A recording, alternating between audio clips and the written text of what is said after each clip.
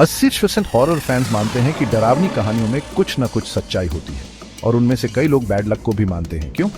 कस के पकड़ो, क्योंकि ये कहानी तुम्हें भी यकीन दिला देगी। एक घने जंगल के बीचों बीच 5 दोस्तों को एक पुराना खंडहर जैसा बिल्डिंग मिला। ये बिल्डिंग बहुत ही डरावनी और रहस्यमयी थी। दोस्तों ने सोचा कि इस बिल्डिंग में कुछ छुपा हुआ हो सकता है। आसमान काला हो गया और देखते ही देखते तूफान आ गया।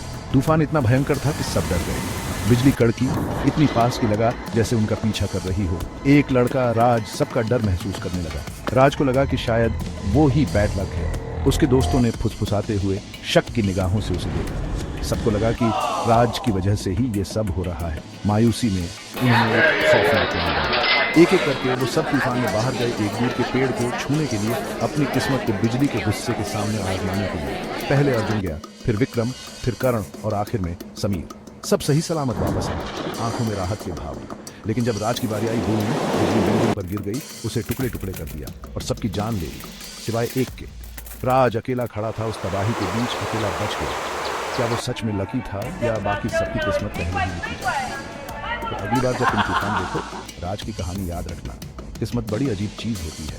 राज की कहानी ने हमें सिखाया कि कभी कभी हम अपनी किस्मत को नहीं बदल सकते, लेकिन हमें हमेशा कोशिश करनी चाहिए।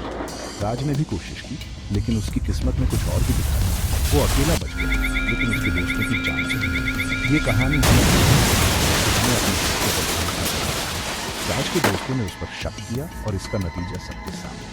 क्या होता अगर उन्होंने राज पर भरोसा किया होता? शायद कहानी कुछ और होती। तो अगली बार जब तुम तूफान देखो, राज की कहानी याद रखना। किस्मत बड़ी अजीब चीज होती है।